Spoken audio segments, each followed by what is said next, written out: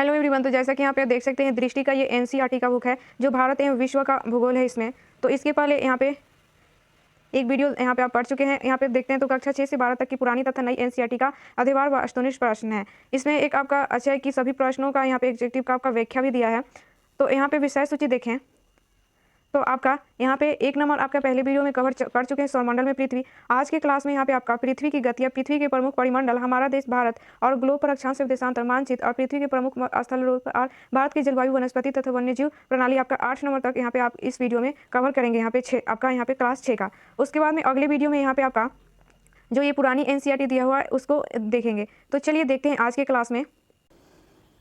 यहाँ पे 2 number topic है ग्लोबल अक्षांश एवं देशांतर। तो पहला क्वेश्चन है, विषुवत वृत्त के संदर्भ में नीचे दिए कथनों पर विचार कीजिए। विषुवत वृत्त के संदर्भ में नीचे दिए गए कथनों पर विचार कीजिए। तो आपका इसमें कौन सा कथन आपका सत्य है बताना है। तो सही आंसर क्या हो जाएगा ऑप्शन इसमें, तो आपका ए नंबर हो जाएगा 1 और 2। विषुवत वृत्त 0 डिग्री अक्षांश को प्रदर्शित करता है और आपका विषुवत वृत्त से ध्रुवों की ओर जाने पर अक्षांशों का आकार घटता जाता है।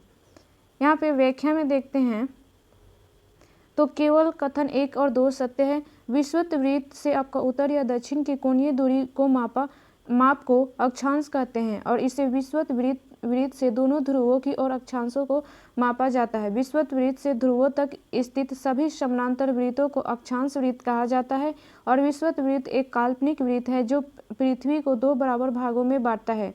विषुवत वृत्त से ध्रुवों की ओर जाने पर अक्षांशों का आकार घटता जाता है। यहाँ पे 2 नंबर क्वेश्चन है आपका, नीचे दिए गए आपका सूची 1 सूची 2 को सुमेलित कीजिए। तो आपका सही आंसर क्या हो जाएगा ऑप्शन इसका, तो सी नंबर हो जाएगा आपका सही आंसर। आगे देखते हैं,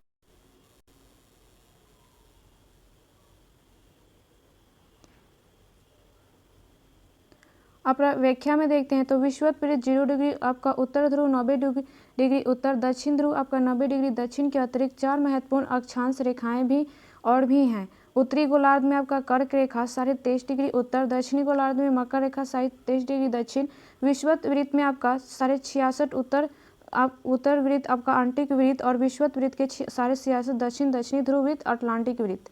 आगे यहाँ पे 3 नंबर क्वेश्चन है कि नीचे दिए गए युग्मों में से कौन से सुमेलित नहीं है। नीचे दिए गए युग्मों में से कौन से सुमेलित नहीं है। तो आपका सही आंसर क्या होगा, तो डी नंबर हो जाएगा उपयुक्त सभी। आपका कर्क रेखा एवं मकर रेखा के बीच का क्षेत्र आपका शीत कटिबंध है। कर्क रेखा एवं विषुवत वृत्त के बीच का क्षेत्र आपका शीतोष्ण कटिबंध है। दक्षिण ध्रुव वृत्त एवं दक्षिणी ध्रुव के बीच का क्षेत्र उष्ण कटिबंध है।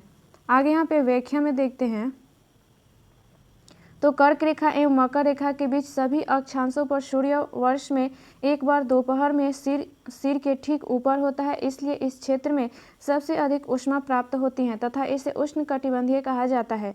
ध्रुव की तरफ सूर्य की किरणें तिरछी होती जाती हैं और इस प्रकार उत्तरी गोलार्ध में कर्क रेखा एवं उत्तरी ध्रुव वृत्त तथा दक्षिणी गोलार्ध में मकर रेखा एवं दक्षिणी ध्रुव वृत्त के बीच वाले क्षेत्र का तापमान मध्य रहता है, इसलिए इसे शीतोष्ण कटिबंधीय कहा जाता है। आपका उत्तरी गोलार्ध में उत्तर ध्रुव वृत्त एवं आपका उत्तरी ध्रुव तथा दक्षिणी गोलार्ध में दक्षिण ध्रुव वृत्त एवं दक्षिणी ध्रुव के बीच के क्षेत्र में बहुत ठंड होती है, क्योंकि यहाँ सूर्य आपका क्षितिज से ज़्यादा ऊपर नहीं आ पाता है, इसलिए ये शीत कटिबंधीय कहलाते हैं। आगे 4 नंबर यहाँ पे क्वेश्चन है कि नीचे दिए गए कथनों पर विचार कीजिए। तो आपका सही आंसर क्या, तो आपका सही आंसर ए नंबर हो जाएगा केवल एक। विषुवत वृत्त से ध्रुवों तक आपका स्थित सभी समानांतर वृत्तों को अक्षांश वृत्त कहते हैं। यहाँ पे व्याख्या में देखते हैं तो जैसे हम विषुवत वृत्त को दूर जाते हैं अक्षांश रेखाओं का आकार घटता जाता है। इस प्रकार विषुवत वृत्त के उत्तर की सभी समानांतर रेखाओं को उत्तरी अक्षांश कहा जाता है तथा विषुवत वृत्त के दक्षिण स्थित सभी समानांतर रेखाओं को दक्षिणी अक्षांश कहा जाता है। उल्लेखनीय है कि अक्षांशों को अंशों में मापा जाता है तथा 2 अक्षांश रेखाओं के बीच की दूरी लगभग 111 किलोमीटर होती है। आगे यहाँ पे देखते हैं क्वेश्चन,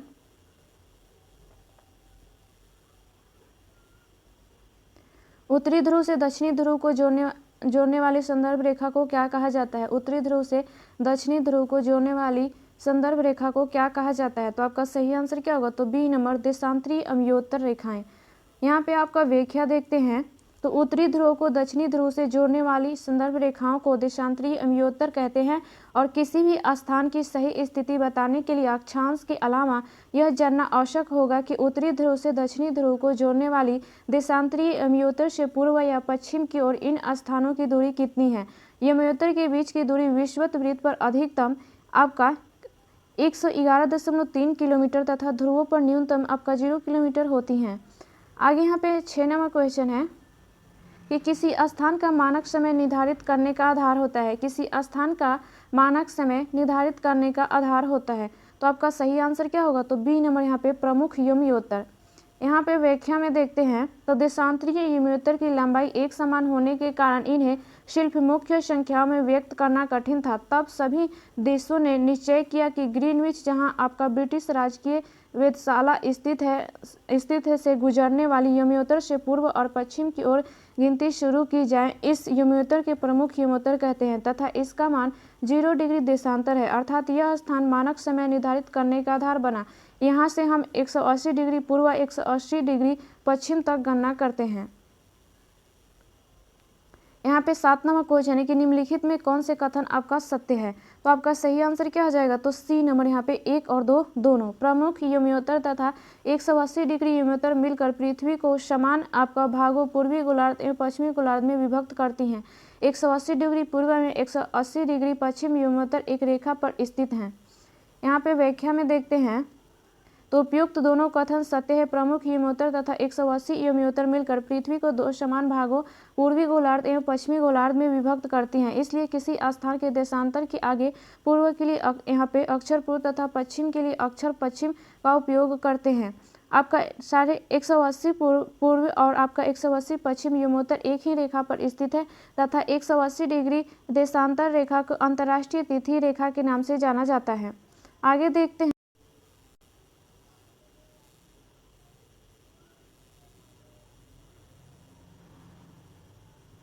नीचे दिए कथन एवं कारण पर विचार कीजिए। तो आपका यहाँ पे कथन ए है, ग्रीनविच से पूर्व के स्थानों का समय ग्रीनविच समय से आगे होता है तथा पश्चिम के स्थानों का समय पीछे होता है।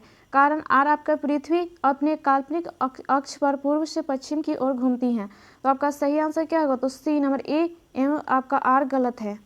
ए सही है और आर गलत है। यहाँ पे व्याख्या में देखते हैं तो पृथ्वी अपने काल्पनिक अक्ष पर पश्चिम से पूर्व की ओर चक्कर लगाती है, अतः वे स्थान जो ग्रीनविच के पूर्व में है उनका समय ग्रीनविच से आगे होगा तथा जो पश्चिम में है उनका समय पीछे होगा। यहाँ पे 9 नंबर क्वेश्चन है कि पृथ्वी अपने अक्ष पर 1 डिग्री घूमने के कितना समय लगता है। पृथ्वी को अपने अक्ष पर 1 डिग्री घूमने में कितना समय लगता है। तो सही आंसर क्या होगा, तो ए नंबर 4 मिनट। यहाँ पे व्याख्या में आप देख सकते हैं यहाँ पे कि पृथ्वी अपने अक्ष पर 24 घंटे में 360 डिग्री घूमती है। तो 24 घंटे बराबर 360 डिग्री, तो 1 घंटे बराबर यहाँ पे आपका काट देंगे तो कितना हो जाएगा, तो 15 डिग्री। 1 घंटा में 60 मिनट होते हैं, तो 15 डिग्री घूमने में समय लगता है 60 मिनट और 1 डिग्री के समय लगता है आपका यहाँ पे 4 मिनट। पृथ्वी को 1 डिग्री घूमने में 4 मिनट लगते हैं। यहाँ पे 10 नंबर क्वेश्चन है, यदि कोई स्थान ग्रीनविच में आपका 20 डिग्री पूर्व में स्थित है तब ग्रीनविच और उस स्थान के समय कितना अंतर होगा। यदि कोई स्थान ग्रीनविच से आपका 20 डिग्री पूर्व में स्थित तब ग्रीनविच और उसका स्थान समय कितना अंतर होगा। तो सही आंसर क्या होगा, तो बी नंबर यहाँ पे 1 घंटा 20 मिनट। यहाँ पे व्याख्या में देखते हैं तो 1 डिग्री देशांतर बराबर 4 मिनट, 20 डिग्री देशांतर बराबर 20 गुने 4 80 मिनट, 1 घंटा 20 मिनट। अर्थात अगर ग्रीनविच में दोपहर में 12 बजे होंगे तब उस स्थान पर दोपहर के 1:20 हो रहे होंगे। यहाँ पे 11 नंबर क्वेश्चन है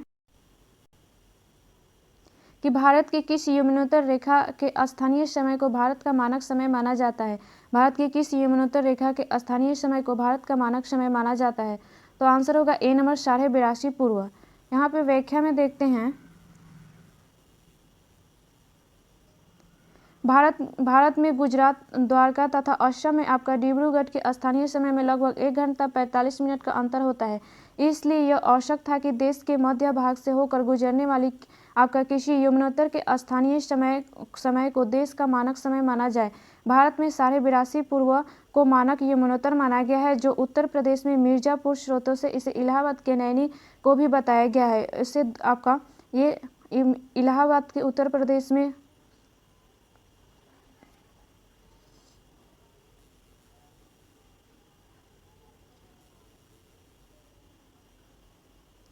यहाँ पे व्याख्या में देखते हैं तो भारत में गुजरात के द्वारका तथा असम के डिब्रूगढ़ के स्थानीय समय में लगभग 1 घंटा 45 मिनट का अंतर होता है। इसलिए ये आवश्यक होता है कि देश के मध्य भाग से होकर गुजरने वाली किसी यमुनोत्तर के स्थानीय समय को देश का मानक समय माना जाए। भारत में 82.5 पूर्व को मानक यमुनोत्तर माना गया है, जो उत्तर प्रदेश के मिर्जापुर से होकर गुजरती हैं। 12 नंबर यहाँ पे क्वेश्चन देखते हैं कि भारत का मानक समय ग्रीनविच के मानक समय से कितना आगे या पीछे है। भारत के मानक समय ग्रीनविच के मानक समय से कितना आगे या पीछे है। तो सही आंसर क्या होगा, तो ए नंबर 5.5 घंटे। आपका यहाँ पे 5 घंटे 30 मिनट। भारत का मानक समय यमुनोत्तर ग्रीनविच के 82.5 पूर्व में स्थित है, अतः यह समय ग्रीनविच के समय में 5.5 घंटे मिनट आगे। इसलिए जब लंदन में दोपहर 2 बजे होंगे तो भारत में शाम 7:30 बजे होंगे। यहाँ पे 3 नंबर टॉपिक है आपका पृथ्वी की गतियाँ।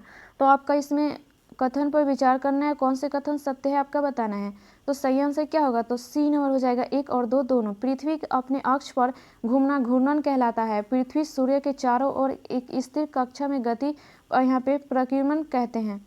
यहाँ पे उत्तर में देखते हैं व्याख्या। तो पृथ्वी अपने अक्ष पर निरंतर घूमती रहती है और लगभग 24 घंटे में एक चक्कर पूरा करती है, इसे घूर्णन कहते हैं। सूर्य के चारों ओर एक स्थिर कक्ष में पृथ्वी की गति को परिक्रमण कहते हैं और इस परिक्रमा को पूरा करने में लगभग 365 दिन 6 घंटे लगते हैं, अतः दोनों कथन सत्य हैं।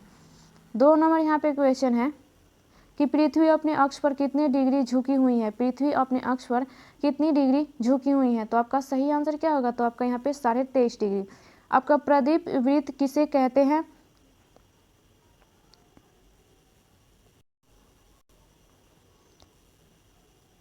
यहाँ पे 3 नंबर है कि आपका प्रदीप्त वृत्त किसे कहते हैं। आपका प्रदीप्त वृत्त किसे कहते हैं। तो देखते हैं यहाँ पे आंसर आपका। तो सही आंसर क्या हो जाएगा, ऑप्शन तो सी नंबर यहाँ पे ग्लोब पर वह वृत्त जो दिन रात को विभाजित करता है। यहाँ पे व्याख्या में देखते हैं तो पृथ्वी सूर्य से प्रकाश प्राप्त करती है और पृथ्वी का आकार गोले के समान है, इसलिए एक समय में सिर्फ इसके आधे भाग पर ही रोशनी प्राप्त होती है। ग्लोब पर वह वृत्त जो दिन तथा रात को विभाजित करता है उसे प्रदीप्त वृत्त कहते हैं। यहाँ पे आपका 4 नंबर क्वेश्चन है कि कौन सा आपका ऋतुओं में परिवर्तन का कारण है। कौन सा ऋतुओं में परिवर्तन का कारण है। तो सही आंसर क्या होगा, तो ए नंबर सूर्य के चारों ओर पृथ्वी की स्थिति में परिवर्तन। व्याख्या यहाँ पे देखते हैं तो समानतः एक वर्ष को गर्मी, सर्दी, बसंत एवं शरद ऋतुओं में बांटा जाता है। ऋतुओं में परिवर्तन सूर्य के चारों ओर पृथ्वी की स्थिति में परिवर्तन के कारण होता है। आगे यहाँ पे 5 नंबर क्वेश्चन है कि 21 जून को पृथ्वी की उत्तरी गोलार्ध सूर्य की तरफ झुका होता है। सूर्य की किरणें कर्क रेखा पर सीधी पड़ती हैं और इसके परिणाम स्वरूप अधिक ऊष्मा प्राप्त होती हैं। इन क्षेत्रों में सबसे लंबा दिन तथा सबसे छोटी रातें होती हैं। पृथ्वी की इस अवस्था को क्या कहते हैं। तो आपका सही आंसर क्या होगा, तो ए नंबर उत्तर यहाँ पे अयननाथ।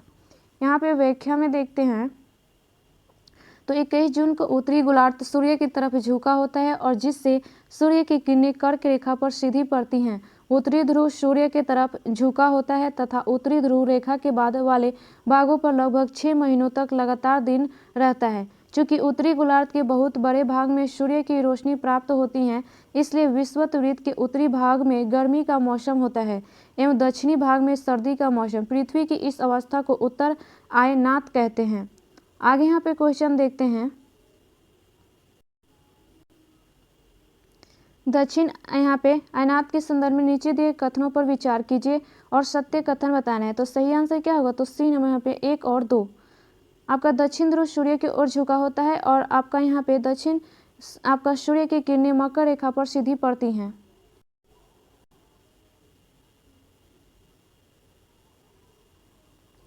यहाँ पे व्याख्या में देखते हैं तो 22 दिसंबर को दक्षिण ध्रुव के सूर्य की ओर झुके होने के कारण मकर रेखा पर सूर्य की किरणें सीधी पड़ती हैं। चूंकि सूर्य की किरणें मकर रेखा पर लंबवत पड़ती हैं, इसलिए दक्षिणी गोलार्ध के बहुत बड़े भाग में प्रकाश प्राप्त होता है। इसलिए दक्षिणी गोलार्ध में लंबे दिन तथा छोटी रातों वाली ग्रीष्म ऋतु होती हैं। पृथ्वी की इस अवस्था को यहाँ पे दक्षिण अयनात कहा जाता है। अतः कथन 1 एवं 2 सत्य है, जबकि कथन 3 असत्य है। उल्लेखनीय है कि ऑस्ट्रेलिया में ग्रीष्म ऋतु में ही क्रिसमस का पर्व मनाया जाता है। यहाँ पे क्वेश्चन 7 नंबर क्वेश्चन है कि विश्वत के संदर्भ में नीचे दिए गए कथनों में से कौन से सत्य हैं। यहाँ पे विश्वत के संदर्भ में नीचे दिए गए कथनों में से कौन आपका सत्य है। तो आंसर क्या हो जाएगा ऑप्शन यहाँ पे तो डी नंबर उपयुक्त सभी। इस अवस्था में सूर्य की किरणें विश्वत वृत्त पर सीधी पड़ती हैं और पूरी पृथ्वी पर दिन और रात बराबर होते हैं। कोई भी ध्रुव सूर्य की ओर नहीं झुका होता है। यहाँ पे व्याख्या में देखते हैं तो 21 मार्च एवं 23 सितंबर को सूर्य की किरणें विश्वत वृत्त पर सीधी पड़ती हैं और इसे विश्वत कहा जाता है। 23 सितंबर को उत्तरी गोलार्ध में शरद ऋतु होती है जबकि दक्षिणी गोलार्ध में बसंत ऋतु होती है। 21 मार्च को आपका स्थिति इसके विपरीत होती है। आगे यहाँ पे 8 नंबर क्वेश्चन है कि लीप वर्ष कितने दिन होते हैं। लीप वर्ष में कितने दिन होते हैं। तो सही आंसर क्या होगा तो बी नंबर 366 दिन। यहाँ पे व्याख्या में देखते हैं तो पृथ्वी को सूर्य की एक परिक्रमा पूरी करने में लगभग 365 दिन 6 घंटे लगते हैं। सुविधा के लिए हम वर्ष में 365 दिन गिनते हैं और 6 घंटे का समय छोड़ देते हैं। इस प्रकार 4 वर्षों में 24 घंटे अर्थात एक दिन का अंतर हो जाता है। इस अतिरिक्त दिन को फरवरी के महीने में जोड़ा जाता है। इस प्रकार प्रत्येक चौथे वर्ष फरवरी माह 28 के बदले 29 दिन का होता है। इस प्रकार हर चौथे वर्ष 366 दिन का होता है और इसे लीप वर्ष कहते हैं। आगे यहाँ पे टॉपिक है आपका 4 नंबर मानचित्र। तो आपका यहाँ पे 1 नंबर क्वेश्चन है कि भौतिक मानचित्र में किन्हें शामिल किया जाता है। भौतिक मानचित्र में किन्हें शामिल किया जाता है। तो यहाँ पे आंसर हो जाएगा सी नंबर 1, 2, 3 और 4। आपका पर्वत, पठार, मैदान और आपका महासागर। आगे यहाँ पे देखते हैं यहाँ पे व्याख्या में तो पृथ्वी की प्राकृतिक आकृतियों जैसे पर्वतों, पठारों, मैदानों, नदियों, महासागरों इत्यादि को दर्शाने वाले मानचित्र को भौतिक या उच्च मानचित्र कहा जाता है। यहाँ पे 2 नंबर क्वेश्चन देखते हैं तो राज्यों, नगरों, शहरों तथा गांवों और विश्व के विभिन्न देशों व राज्यों तथा उनकी सीमाओं को दर्शाने वाले मानचित्र को क्या कहा जाता है। राज्यों, नगरों, शहरों तथा गांवों और विश्व के विभिन्न देशों व राज्यों तथा उनकी सीमाओं को दर्शाने वाले मानचित्र को क्या कहा जाता है। तो सही आंसर क्या होगा तो बी नंबर राजनीतिक मानचित्र। राज्य, नगरों, शहरों तथा गांवों और विश्व के विभिन्न देशों व राज्य तथा उनकी सीमाओं को दर्शाने वाले मानचित्र को राजनीतिक मानचित्र कहा जाता है। आगे यहाँ पे 3 नंबर क्वेश्चन है कि आपका थीमेटिक मानचित्र में किसे किसे शामिल किया जाता है। थीमेटिक मानचित्र में किसे किसे शामिल किया जाता है। तो आपका सही आंसर क्या हो जाएगा इसमें यहाँ पे तो डी नंबर हो जाएगा यहाँ पे उपयुक्त सभी। आपका यहाँ पे सड़क मानचित्र, वर्षा मानचित्र, वन तथा उद्योगों के वितरण दर्शाने वाली मानचित्र। आगे यहाँ पे व्याख्या में देखते हैं तो कुछ मानचित्र हमें विशेष जानकारियाँ प्रदान करते हैं जैसे सड़क मानचित्र, वर्षा मानचित्र, रेलवे मानचित्र, वन तथा उद्योगों आदि के वितरण दर्शाने वाले मानचित्र इत्यादि। इस प्रकार के मानचित्र को थीमेटिक मानचित्र कहते हैं। आगे यहाँ पे 4 नंबर क्वेश्चन है कि मानचित्र के संदर्भ में किन दशाओं को प्रधान आपका दिग्बंधु कहा जाता है। मानचित्र के संबंध में किन दशाओं को प्रधान आपका दिग्बंधु कहा जाता है। तो सही आंसर क्या हो जाएगा ऑप्शन तो डी नंबर उपयुक्त सभी। उत्तर, दक्षिण, पूर्व और पश्चिम। यहाँ पे व्याख्या में देखते हैं तो मानचित्र को 4 मुख्य दशा उत्तर, दक्षिण, पूर्व तथा पश्चिम को प्रधान आपका दिग्बंधु कहा जाता है। बीच की 4 दिशाएं उत्तर, पूर्व, दक्षिण, पूर्व, पश्चिम तथा उत्तर पश्चिम है। इन बीच वाली दशाओं की मदद से किसी भी स्थान की सही स्थिति का पता लगाया जा सकता है। आगे यहाँ पे 5 नंबर क्वेश्चन है मानचित्र के संदर्भ में रूढ़ प्रतीक किसे कहा जाता है। मानचित्र के संदर्भ में रूढ़ प्रतीक किसे कहा जाता है। तो सही आंसर क्या होगा तो ए नंबर जिन प्रतीकों के उपयोग के संबंध में अंतर्राष्ट्रीय सहमति हो। आगे यहाँ पे देखते हैं तो मानचित्र के 3 घटक होते हैं दिशा, दूरी और यहाँ पे प्रतीक। प्रतीक मानचित्र का तीसरा प्रमुख घटक है और प्रतीकों के इस्तेमाल के द्वारा मानचित्र को आसानी से खींचा जा सकता है तथा इनका अध्ययन करना आसान होता है। मानचित्र की एक आपका विश्वव्यापी भाषा होती है और प्रतीकों के उपयोग के संबंध में एक अंतर्राष्ट्रीय सहमति है। इन्हें रूढ़ प्रतीक कहा जाता है। किसी भी मानचित्र पर वास्तविक आकार एवं प्रकार में विभिन्न आकृतियों जैसे भवनों, सड़कों, पुलों, वृक्षों, रेल की आपका पटरियों या कुएं को दिखाना संभव नहीं होता है। इसलिए वे निश्चित अक्षरों, आपका छायांकों, रंगों, चित्रों तथा रेखाओं का उपयोग करके आपका दर्शाए जाते हैं। ये प्रतीक कम स्थान में अधिक जानकारी प्रदान करते हैं। आगे यहाँ पे 6 नंबर क्वेश्चन है कि कौन से कथन सत्य है आपका बताना है। तो सही आंसर क्या होगा, तो सी नंबर यहाँ पे 1 और 2 दोनों। जो मानचित्र पैमाने पर आधारित न होकर आपका याददाश्त और आपका स्थानीय यहाँ पे प्रेक्षण पर आधारित होते हैं उन्हें रेखाचित्र मानचित्र कहते हैं। एक छोटे क्षेत्र का बड़े पैमाने पर खींचा गया रेखाचित्र यहाँ पे खाका कहलाता है। यहाँ पे व्याख्या में देखते हैं तो रेखा मानचित्र के अंतर्गत कच्चे आरेख को बिना पैमाने की सहायता से खींचा जाता है जो कि आपका याददाश्त और स्थानीय प्रेक्षण पर आधारित होता है। एक छोटे क्षेत्र का बड़े पैमाने पर खींचा गया रेखा चित्र खाका कहा जाता है, अतः दोनों कथन सत्य हैं। 5 नंबर यहाँ पे टॉपिक है कि पृथ्वी के प्रमुख यहाँ पे परिमंडल। तो 1 नंबर क्वेश्चन है कि जल मंडल में जल की कौन कौन सी अवस्थाओं को सम्मिलित किया जाता है। जलमंडल में जल की कौन कौन सी अवस्थाओं को सम्मिलित किया जाता है। तो आंसर क्या हो जाएगा, तो डी नंबर उपयुक्त सभी, जल, बर्फ और जल वाष्प। यहाँ पे व्याख्या में देखते हैं तो पृथ्वी के बहुत बड़े भूभाग पर जल पाया जाता है जिसे जलमंडल कहा जाता है। जलमंडल में जल की सभी अवस्थाएं जैसे बर्फ, जल एवं जलवाष्प सम्मिलित हैं। यहाँ पे 2 नंबर क्वेश्चन है कि जलमंडल के अंतर्गत कौन से आपका परिमंडल शामिल है। जलमंडल के अंतर्गत कौन कौन से आपका परिमंडल शामिल है। यहाँ पे आपका जयमंडल के अंतर्गत कौन कौन से परिमंडल शामिल है। जयमंडल के अंतर्गत कौन कौन से परिमंडल शामिल है। तो आपका सही आंसर क्या हो जाएगा, ऑप्शन यहाँ पे तो डी नंबर स्थल मंडल, जलमंडल एवं वायुमंडल। यहाँ पे आगे देखते हैं व्याख्या इसका। तो पृथ्वी का वह सीमित क्षेत्र जहाँ तीनों परिमंडल एक दूसरे के संपर्क में आते हैं जैवमंडल कहलाता है और इसी परिमंडल से सभी प्रकार के जीव पाए जाते हैं, अतः यह सबसे महत्वपूर्ण है और सभी के ये तीनों परिमंडल आपस में पारस्परिक क्रिया करते हैं तथा एक दूसरे को किसी न किसी रूप में प्रभावित करते हैं। आगे यहाँ पे 3 नंबर क्वेश्चन है कि विश्व का सबसे ऊंचा शिखर कौन सा है। विश्व का सबसे ऊंचा शिखर कौन सा है। तो आपका सही आंसर क्या हो जाएगा, तो बी नंबर यहाँ पे माउंट एवरेस्ट। स्थल की ऊंचाइयों को समुद्र तल से मापा जाता है और विश्व का सबसे ऊंचा शिखर माउंट एवरेस्ट है जो समुद्र तल से आपका 8848 मीटर ऊंचा है और दूसरा K2 है जो समुद्र तल से 8611 मीटर ऊंचा है। तीसरा कंचनजंगा जो समुद्र तल से 8556 मीटर ऊंचा है। कुछ स्रोतों में माउंट एवरेस्ट की ऊंचाई 8850 मीटर तथा कंचनजंगा की ऊंचाई आपका 8598 मीटर मिलती हैं। आगे यहाँ पे 4 नंबर क्वेश्चन है कि विश्व का सबसे गहरा भाग किस महासागर में स्थित है। विश्व का सबसे गहरा भाग किस महासागर में स्थित है। तो सही आंसर क्या होगा, तो ए नंबर प्रशांत महासागर। विश्व का सबसे गहरा भाग प्रशांत महासागर आपका मेरियाना गर्त है और इसकी गहराई 11,022 मीटर है। कुछ स्रोतों में 11,033 मीटर भी मिलता है। आगे यहाँ पे 5 नंबर क्वेश्चन है कि पृथ्वी के महाद्वीपों का आकार के अनुसार सही क्रम कौन सा है। पृथ्वी के महाद्वीपों का आकार के अनुसार सही क्रम कौन सा है। तो आपका सही आंसर क्या हो जाएगा, तो सी नंबर यहाँ पे आपका एशिया, अफ्रीका, उत्तर अमेरिका, दक्षिण अमेरिका तथा अटलांटिक। यहाँ पे 6 नंबर क्वेश्चन देखते हैं। एशिया तथा यूरोप की अलग करने वाली आपका स्थलीय संरचना में शामिल है। एशिया तथा यूरोप को अलग करने वाली स्थलीय संरचना में शामिल है। तो सही आंसर क्या होगा, तो सी नंबर केवल 1 और 2 आपका यूराल पर्वत और यूराल नदी। यहाँ पे व्याख्या में देखते हैं तो यूरोप और एशिया एक ही भूभाग के रूप में दिखाई पड़ते हैं जो यूराल पर्वत और यूराल नदी के द्वारा एक दूसरे से अलग होते हैं, पर व्यवहारिक रूप से यूरोप और एशिया को 2 अलग महाद्वीप की समझा जाता है और यूरोप एवं एशिया की संयुक्त भूभाग को यहाँ पे यूरेशिया कहा जाता है।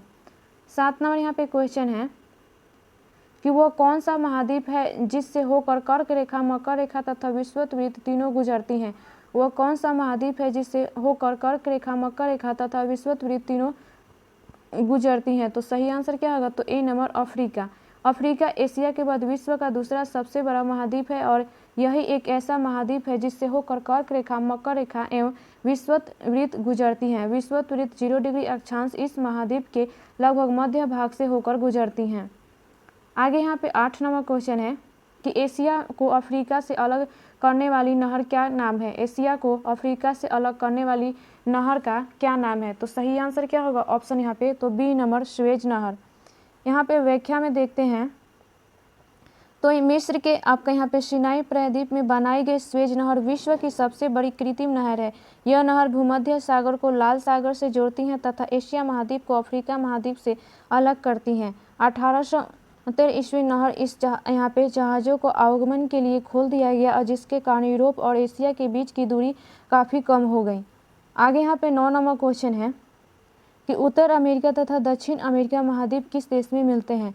उत्तर अमेरिका तथा दक्षिण अमेरिका महाद्वीप किस देश में मिलते हैं, तो सही आंसर क्या होगा, तो ए नंबर यहाँ पे पनामा।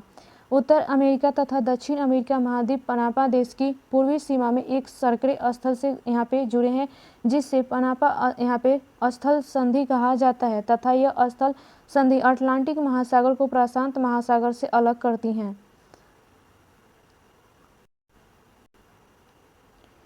यहाँ पे आपका दक्षिण अमेरिका महाद्वीप के संदर्भ में नीचे दिए कथनों पर विचार कीजिए। तो और इसमें कौन सा सत्य कथन बताना है, तो सही आंसर क्या होगा, तो बी नंबर 2 और 3। यहाँ पे विश्व की सबसे लंबी पर्वत श्रृंखला एंडीज इसके उत्तर से लेकर दक्षिण की ओर फैली है। इस महाद्वीप में विश्व की सबसे बड़ी नदी अमेजन बहती है। आगे यहाँ पे देखते हैं व्याख्या में, तो आपका असत्य दक्षिण अमेरिका महाद्वीप के पूर्व में अटलांटिक महासागर है तथा पश्चिम में प्रशांत महासागर है।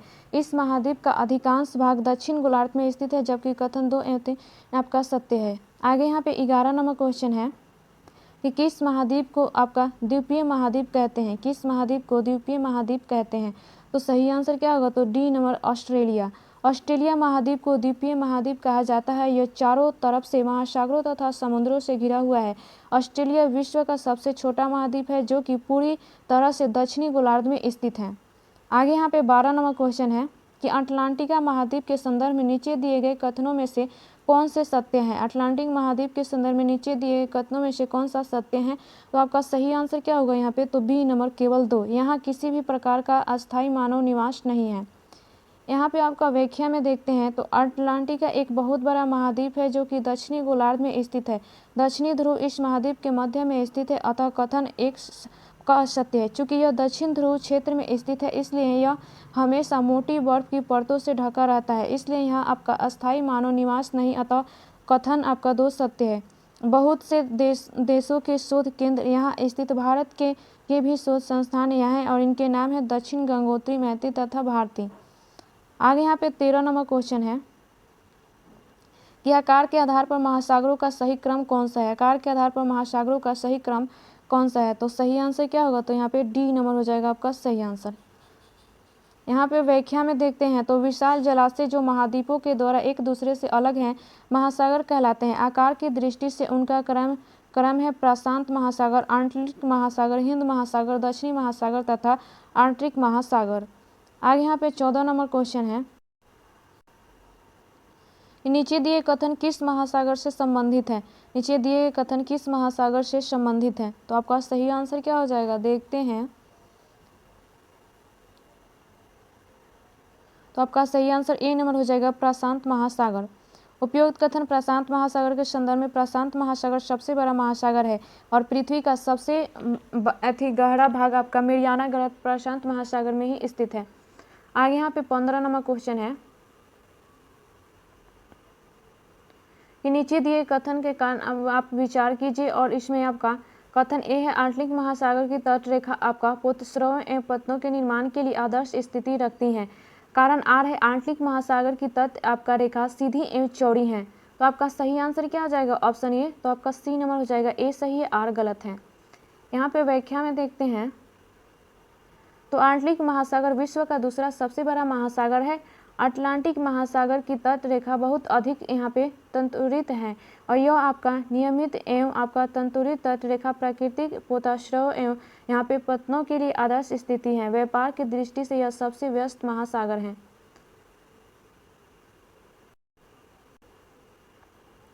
नीचे दिए कथन के कारण विचार कीजिए। तो यहाँ पे पृथ्वी के तापमान में वृद्धि को भूमंडलीय तापन कहते हैं।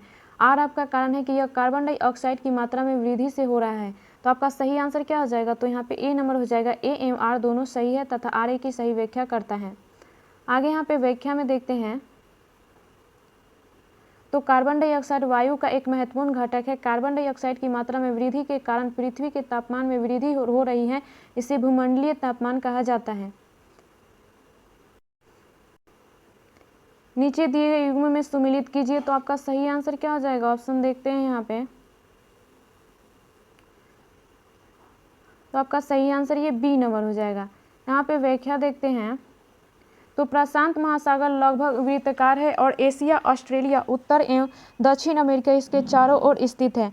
अटलांटिक महासागर अंग्रेजी वर्णमाला के एस अक्षर के आकार का है और हिंद महासागर की ही एक ऐसा सागर है जिसका नाम किसी देश के नाम पर यानी भारत के नाम पर रखा गया है। यह महासागर लगभग त्रिभुजाकार है और इसके उत्तर में एशिया, पश्चिम में अफ्रीका तथा पूर्व में ऑस्ट्रेलिया स्थित है। आर्कटिक महासागर उत्तर ध्रुव वृत्त में स्थित है तथा यह उत्तरी ध्रुव के चारों ओर फैला है।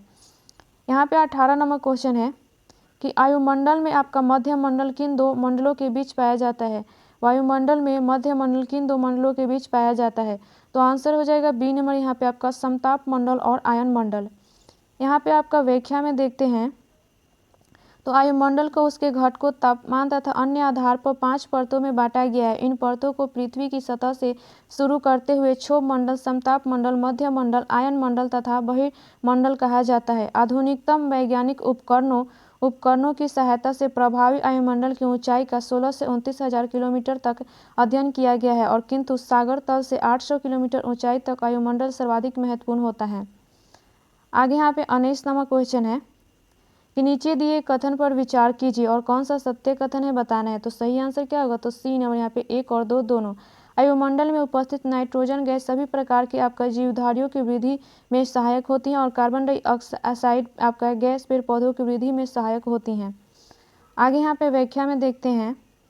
तो उपयुक्त आपका दोनों कथन आपका सत्य। वायुमंडल में 78% नाइट्रोजन, 21% ऑक्सीजन तथा 1% अन्य सभी गैसें हैं। वायुमंडल में उपस्थित नाइट्रोजन गैस सभी प्रकार के जीवधारियों की वृद्धि में सहायक होती हैं। ऑक्सीजन सांस लेने के लिए आवश्यक है। कार्बन डाइऑक्साइड यद्यपि बहुत कम मात्रा में है लेकिन यह पृथ्वी के द्वारा छोड़ी गई ऊष्मा को अवशोषित करती है जिससे पृथ्वी गर्म रहती है। यह पौधों की वृद्धि के लिए भी आवश्यक है। आगे यहाँ पे देखते हैं 6 नंबर, यहाँ पे आपका टॉपिक है कि पृथ्वी के प्रमुख यहाँ पे स्थल रूप। तो पृथ्वी के विभिन्न स्थल रूपों उदाहरण पर्वत, यहाँ पे घाटी, पठार एवं मैदानों का निर्माण किन प्रक्रियाओं के परिणाम स्वरूप हुआ है? पृथ्वी के विभिन्न स्थल रूपों उदाहरण पर्वत, घाटी, पठार एवं मैदानों का निर्माण किन यहाँ पे क्रियाओं के परिणाम स्वरूप हुआ है? तो सही आंसर क्या होगा? तो सी नंबर, आंतरिक एवं बाह्य दोनों यहाँ पे प्रक्रियाओं के कारण। यहाँ पे व्याख्या देखते हैं। तो विभिन्न प्रकार के स्थल रूपों का निर्माण 2 यहाँ पे प्रक्रियाओं से होता है। प्रथम या आपका आंतरिक प्रक्रिया के कारण बहुत से स्थानों पर पृथ्वी की सतह कहीं ऊपर उठ जाती है तो कहीं आपका धंस जाती है। दूसरी या बाह्य प्रक्रिया स्थल के लगातार बनने या टूटने की प्रक्रिया है। आगे यहाँ पे 2 नंबर क्वेश्चन है कि कौन सा आपका कथन सत्य है? तो आपका सही आंसर क्या होगा? तो सी नंबर, यहाँ पे 1 और 2। पृथ्वी की सतह के टूटकर घिस जाने के अपरदन कहते हैं और पृथ्वी की नई सतहों के निर्माण की प्रक्रिया को यहाँ पे निक्षेपण कहते हैं। व्याख्या में यहाँ पे देखते हैं। तो अपरदन की क्रिया के द्वारा सतह के नीचे हो जाती हैं तथा निक्षेपण की क्रिया के द्वारा इनका फिर से निर्माण होता है। ये दोनों प्रक्रियाएं बहते हुए जल, वायु तथा बर्फ के द्वारा होती हैं। आगे यहाँ पे 3 नंबर क्वेश्चन है कि विश्व की सबसे पुरानी आपका वलित पर्वत श्रृंखला कौन सी है? विश्व की सबसे पुरानी वलित पर्वत श्रृंखला कौन सी है? तो सही आंसर क्या होगा? तो ए नंबर, अरावली पर्वत। भारत की अरावली पर्वत श्रृंखला विश्व की सबसे पुरानी वलित पर्वत श्रृंखला है। अपरदन की यहाँ पे प्रक्रिया के कारण यह श्रृंखला घिस गई है। उत्तर अमेरिका में आपका अपलेशियन तथा रूस के यूराल पर्वत गोलाकार दिखाई देते हैं एवं इनकी ऊंचाई कम है। यह बहुत पुराने वलित पर्वत हैं। भारत का आपका हिमालय भी वलित पर्वत का उदाहरण है। आगे यहाँ पे देखते हैं। नीचे दिए कथन पर विचार कीजिए, कौन सा सत्य कथन बताना है? तो सही आंसर क्या होगा? तो सी नंबर, यहाँ पे 1 एवं आपका 2 दोनों। जिन पर्वतों पर हमेशा यहाँ पे जमी रहने वाली बर्फ की नदियाँ होती हैं उन्हें हिमानी कहते हैं। पर्वतों के एक रेखा क्रम में व्यवस्थित होने के श्रृंखला कहा जाता है। आगे यहाँ पे देखते हैं। तो उपयुक्त दोनों कथन आपका सत्य। कुछ पर्वतों पर हमेशा आपका जमी रहने वाली बर्फ की नदियाँ होती हैं, उन्हें हिमानी कहा जाता है। कुछ ऐसे भी पर्वत हैं जो समुद्र के भीतर हैं जिन्हें हम नहीं देख सकते। पर्वत एक रेखा क्रम में भी आपका व्यवस्थित हो सकते हैं, जिसे श्रृंखला कहा जाता है। बहुत से पर्वतीय तंत्र यहाँ पे समानांतर श्रृंखलाओं के क्रम में होते हैं, जैसे हिमालय, यहाँ पे अल्प्स तथा आपका एंडीज पर्वत श्रृंखलाएं। यहाँ पे 5 नंबर आपका क्वेश्चन है कि जिन पर्वतों की सतह आपका ऊबड़ खाबड़ तथा यहाँ पे शिखर शंक्वाकार होती हैं, ऐसे पर्वतों को क्या कहा जाता है? जिन पर्वतों की सतह आपका ऊबड़ खाबड़ तथा शिखर यहाँ पे शंक्वाकार होती हैं, ऐसे पर्वतों को क्या कहा जाता है? तो सही आंसर क्या हो जाएगा ऑप्शन यहाँ पे, तो ए नंबर हो जाएगा वलित पर्वत। जिन पर्वतों की सतह आपका ऊबड़ खाबड़ तथा शिखर शंक्वाकार होते हैं, उन्हें वलित पर्वत कहते हैं। हिमालय तथा अल्प्स वलित पर्वत के उदाहरण हैं। आगे यहाँ पे देखते हैं, तो नीचे दिए गए युग्म में कौन से सुमेलित हैं आपका बताना है। तो सही आंसर क्या होगा, तो बी नंबर यहाँ पे 2 और 3 यहाँ पे आपका। आगे यहाँ पे व्याख्या देखते हैं,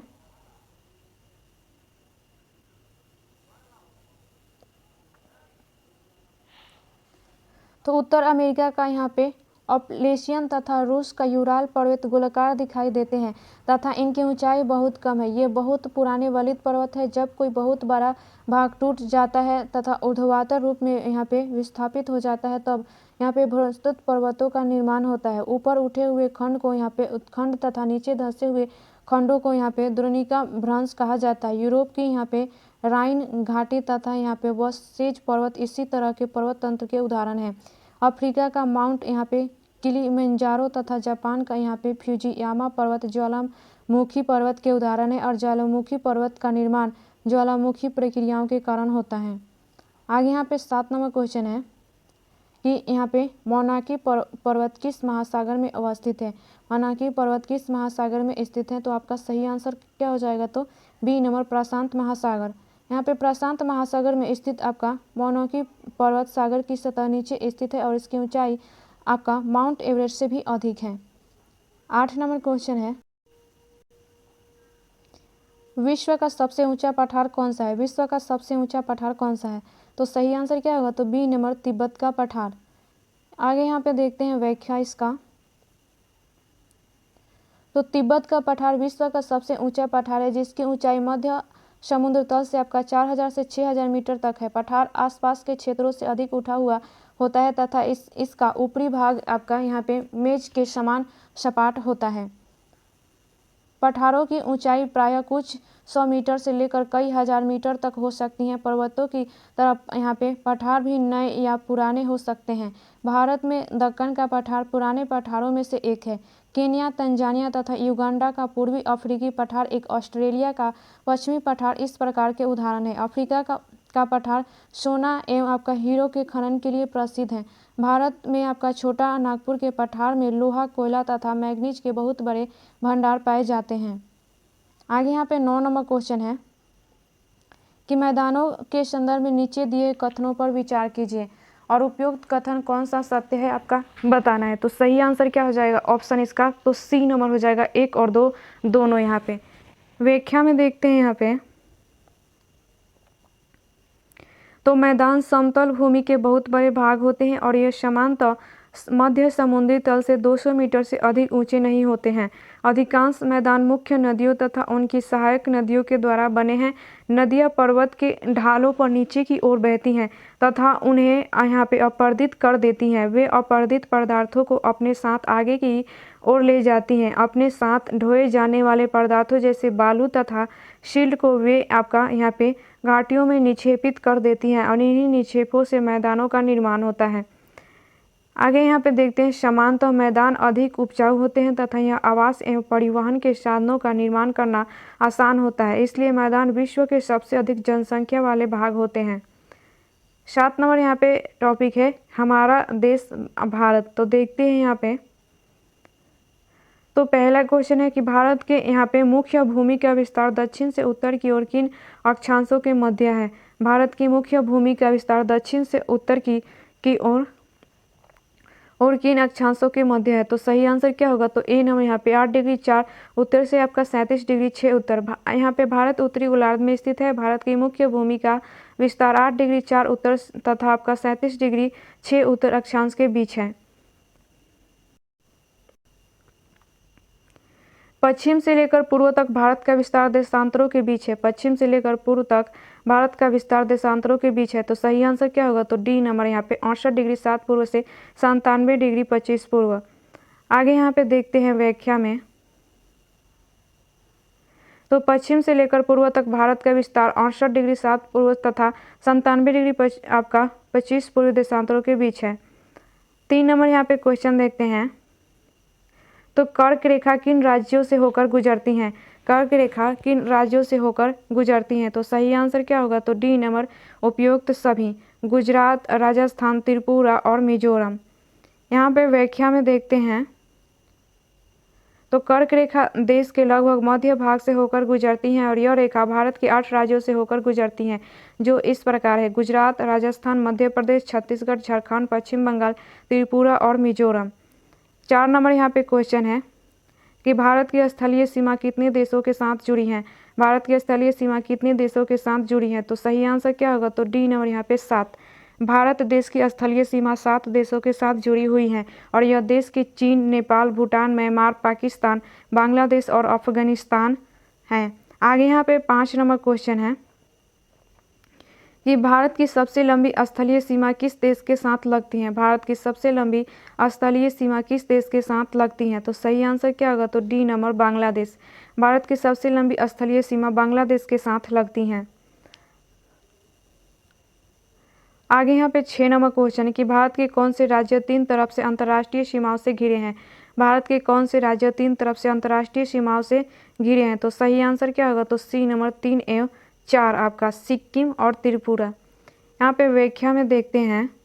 तो सिक्किम एवं त्रिपुरा 3 तरफ से दूसरे देशों के साथ अपनी सीमा साझा करते हैं। सिक्किम नेपाल, भूटान एवं चीन के 3 तरफ से घिरा, जबकि त्रिपुरा बांग्लादेश 3 तरफ से घिरा है। भारत के कितने राज्य कम से कम 2 देशों के साथ अपनी सीमा साझा करते हैं? भारत के कितने राज्य कम से कम 2 देशों के साथ अपनी सीमा साझा करते हैं? तो सही आंसर क्या होगा? तो सी नंबर 7 राज्य। आगे यहाँ पे देखते हैं। जम्मू और कश्मीर, पाकिस्तान, चीन और अफगानिस्तान, उत्तराखंड, नेपाल और चीन, सिक्किम, नेपाल, भूटान, चीन, अरुणाचल प्रदेश, चीन, भूटान, म्यांमार, असम, भूटान और बांग्लादेश, पश्चिम बंगाल, बांग्लादेश, भूटान, नेपाल, मिजोरम, बांग्लादेश और म्यांमार। आगे यहाँ पे 8 नंबर क्वेश्चन है कि विंध्य एवं सतपुरा पर्वत श्रेणी के बीच में कौन सी नदी बहती है? विंध्य एवं सतपुरा पर्वत श्रेणी के बीच से कौन सी नदी बहती है? तो सही आंसर क्या होगा? तो बी नंबर नर्मदा। नर्मदा नदी के उत्तर में आपका विंध्य पर्वत श्रेणी है तथा दक्षिण में सतपुरा पर्वत श्रेणी है, अर्थात नर्मदा नदी विंध्य और सतपुरा पर्वत श्रेणी के बीच बहती हैं। यहाँ पे 9 नंबर क्वेश्चन है कि आपका ताप्ती नदी के संदर्भ में निम्नलिखित में से कौन से कथन सत्य हैं? ताप्ती नदी के संदर्भ में निम्नलिखित में से कौन से कथन सत्य हैं? तो सही आंसर क्या होगा? तो ए नंबर केवल 1। ताप्ती नदी सतपुरा पर्वत श्रेणी के दक्षिण में बहती हैं। आगे यहाँ पे व्याख्या में देखते हैं। तो ताप्ती नदी के अलावा नर्मदा भी पूर्व से पश्चिम दिशा में बहती हुई खंभात की खाड़ी में गिरती है तथा अजंता एवं आपका सतमाला पर्वत ताप्ती नदी के दक्षिण में अवस्थित है। 10 नंबर यहाँ पे क्वेश्चन है कि हिमालय पर्वत को 3 मुख्य समानांतर श्रृंखलाओं में बांटा जाता है, उत्तर से दक्षिण की ओर उनका सही क्रम क्या है? तो सही आंसर क्या होगा? तो डी नंबर यहाँ पे बृहत हिमालय, मध्य हिमालय और शिवालिक। आगे यहाँ पे देखते हैं। उत्तर में बर्फ से ढका हिमालय हमारे देश के लिए आपका संतरी का कार्य करता है और हिमालय का मतलब होता है बर्फ का घर। हिमालय पर्वत को 3 मुख्य समानांतर श्रृंखलाओं में बांटा जाता है। सबसे उत्तर में स्थित श्रृंखला को बृहत हिमालय या हिमाद्री कहते हैं। मध्य हिमालय या हिमाचल हिमाद्री के दक्षिण में स्थित है और शिवालिक सबसे दक्षिण में स्थित श्रृंखला है। आगे यहाँ पे देखते हैं।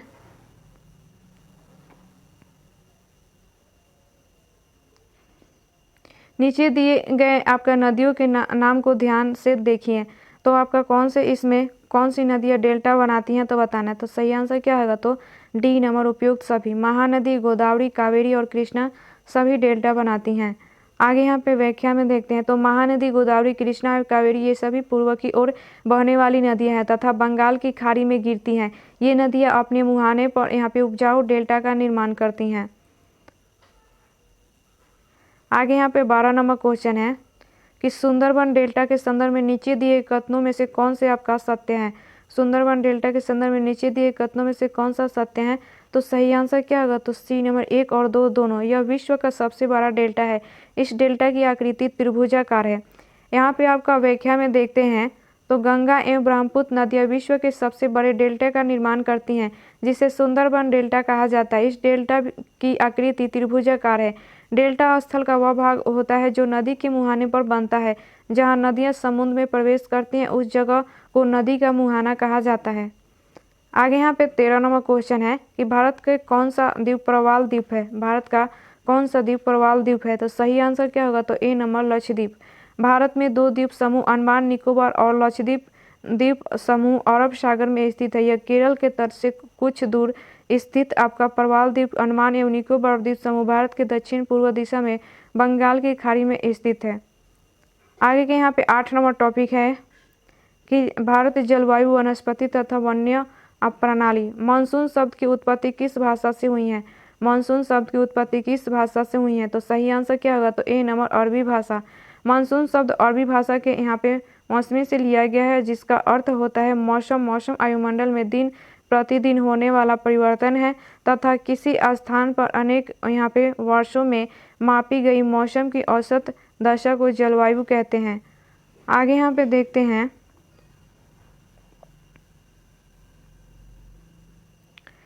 2 नंबर क्वेश्चन है कि भारत के किस भाग में लौटते हुए मानसून के कारण वर्षा होती है?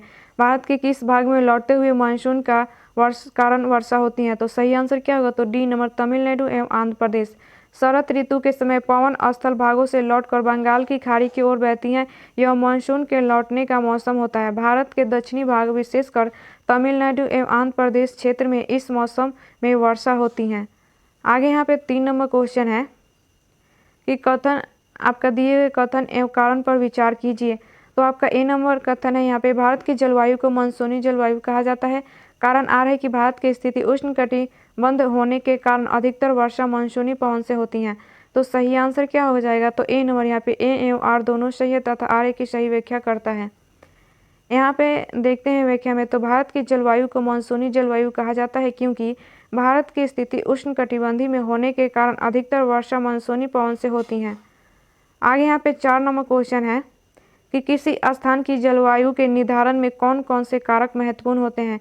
किसी स्थान से जलवायु के निर्धारण में कौन कौन से कारक महत्वपूर्ण होते हैं? तो सही आंसर क्या होगा? तो डी नंबर उपयुक्त सभी। आपका स्थान की स्थिति, ऊंचाई, यहाँ पे उच्च आवास और समुद्र से दूरी। यहाँ पे व्याख्या में देखते हैं तो किसी स्थान की जलवायु उसकी स्थिति, ऊंचाई, समुद्र से दूरी तथा यहाँ पे उच्च आवास निर्भर करती हैं। इसलिए हमें भारत की जलवायु में क्षेत्रीय भिन्नता का अनुभव होता है। आगे 5 नंबर यहाँ पे क्वेश्चन है कि विश्व में सर्वाधिक वर्षा कहाँ होती है? विश्व में सर्वाधिक वर्षा कहाँ होती है? तो सही आंसर क्या होगा? तो सी नंबर यहाँ पे मौसिनराम। विश्व में सबसे अधिक वर्षा मेघालय में स्थित यहाँ के मौसिनराम में होती हैं। आगे यहाँ पे 6 नंबर क्वेश्चन है भारत में उष्णकटिबंधीय वर्षा वन कहाँ पाए जाते हैं? भारत में उष्णकटिबंधीय वर्षा वन कहाँ पाए जाते हैं? तो सही आंसर क्या हो जाएगा? ऑप्शन यहाँ पे तो आपका ये ए नंबर हो जाएगा। 1, 2 और 3। यहाँ पे आपका व्याख्या देखते हैं तो उष्णकटिबंधीय वर्षा वन उन क्षेत्रों में पाए जाते हैं जहाँ वर्षा बहुत अधिक होती है। ये इतने घने होते हैं कि सूर्य का प्रकाश जमीन तक नहीं पहुँच पाता। ये वन यहाँ पे वर्ष के अलग अलग समय पर अपनी पत्तियाँ गिराते हैं और फलते हुए हमेशा हरे भरे दिखाई देते हैं, इसलिए इन्हें सदाबहार वन भी कहा जाता है। भारत में ये वन अंडमान निकोबार द्वीप समूह, उत्तर पूर्वी राज्यों के कुछ भागों, पश्चिमी घाट की सर्करी पट्टी में पाए जाते हैं। आगे यहाँ पे 7 नंबर क्वेश्चन है कि हमारे देश के अधिकांश भाग में किस प्रकार के वन पाए जाते हैं? हमारे देश के अधिकांश भाग में किस प्रकार के वन पाए जाते हैं? तो सही आंसर क्या होगा? तो बी नंबर उष्णकटिबंधीय पतझड़ वन। यहाँ पे व्याख्या में देते हैं तो हमारे देश के बहुत बड़े भाग में उष्णकटिबंधीय पतझड़ वन पाए जाते हैं और यहाँ पे इन वनों को मानसूनी वन भी कहा जाता है। ये कम घने होते हैं और वर्ष के एक निश्चित समय में अपनी पत्तियाँ गिराते हैं। आगे यहाँ पे 8 नंबर क्वेश्चन है कि कौन से कथन आपका सत्य है? तो सही आंसर क्या हो जाएगा? तो सी नंबर यहाँ पे 1 और 2 दोनों। यहाँ पे आपका कटीली झाड़ियों वाली वनस्पति में पानी की क्षति के कम करने के लिए पत्तियों में बड़े बड़े कांटे होते हैं। आपका पर्वतीय क्षेत्र में पर्वतों की ऊंचाई के साथ वनस्पति में में भी भिन्नता आती हैं। आगे यहाँ पे क्वेश्चन है, सॉरी यहाँ पे इसका पहले व्याख्या देख लेते हैं। तो ऊपर दोनों कथन आपका सत्य है। कटीली झाड़ियों वाली वनस्पतियाँ शुष्क भागों में पाई जाती हैं। पानी की क्षति को कम करने के लिए इनकी पत्तियों में बड़े बड़े कांटे होते हैं और पर्वतों में ऊंचाई के अनुसार वनस्पतियों के विभिन्न प्रकार पाए जाते हैं, क्योंकि ऊंचाई बढ़ने के साथ तापमान में कमी आती है।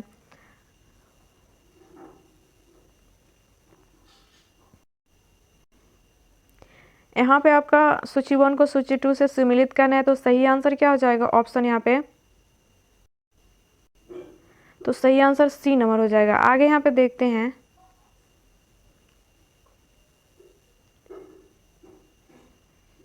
कि उष्णकटिबंधीय सदाबहार वन आपका यहाँ पे रोजवुड, आपका यहाँ पे महोगनी, अबुनुस आदि उष्णकटिबंधीय पतझड़ वन, पीपल, नीम, आपका शीशम, सौगान, साल आदि कटीली झाड़ियाँ, खैर, बबूल, यहाँ पे आपका कैटस, कीकर आदि पर्वतीय वनस्पति, यहाँ पे पाइन, देवदार, चीड़ आदि हैं। आगे यहाँ पे 10 नंबर क्वेश्चन है कि आपका मैंग्रोव वन के संदर्भ में निम्नलिखित कथनों पर विचार कीजिए और उपयुक्त में से कौन सा सत्य कथन है बताना है। तो सही आंसर क्या होगा? तो सी ने यहाँ पे 1 और 2 दोनों। वे वन खारे पानी में भी रह सकते हैं और आपका सुंदरी इस प्रकार के वनों की महत्वपूर्ण प्रजाति हैं। यहाँ पे व्याख्या में देखते हैं तो मैंग्रोव वन खारे पानी में भी रह सकते हैं। ये मुक्त पश्चिम बंगाल के सुंदरबन तथा अंडमान एवं निकोबार के द्वीप समूह में पाए जाते हैं।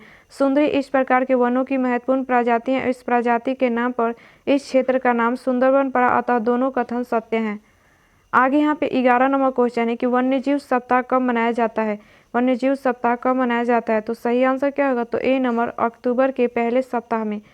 यहाँ पे देखते हैं तो प्रत्येक वर्ष अक्टूबर के पहले सप्ताह में यहाँ पे वन्यजीव सप्ताह के रूप में मनाया जाता है, ताकि वन्य जीवों के निवास को आपका संरक्षित रखने के लिए जागरूकता लाई जा सके। आगे यहाँ पे देखते हैं कि निम्नलिखित में से भारत में जंगली बकरी कहाँ पाई जाती हैं? भारत में जंगली बकरी कहाँ पाई जाती हैं? तो सही आंसर क्या होगा? तो डी नंबर, हिमालय क्षेत्र में। जंगली बकरी हिम तेंदुआ आदि हिमालय क्षेत्र में पाए जाते हैं। आगे यहाँ पे 13 नंबर क्वेश्चन है कि भारत में जंगली गधे प्राकृतिक निवास स्थान कहाँ है? भारत में जंगली गधे का प्राकृतिक निवास स्थान कहाँ है? तो सही आंसर क्या होगा? तो सी नंबर, कच्छ के रण। भारत में जंगली गधे कच्छ के रण में पाए जाते हैं। आगे यहाँ पे देखते हैं तो आगे यहाँ पे आपका देश और उनके निवासी यानी कि भगवान, आपका ये पुरानी यहाँ पे एनसीईआरटी है, तो इसका और ये भी आपका कक्षा 6 का पुराना वाला है। तो अगले वीडियो में देखेंगे यहाँ पे।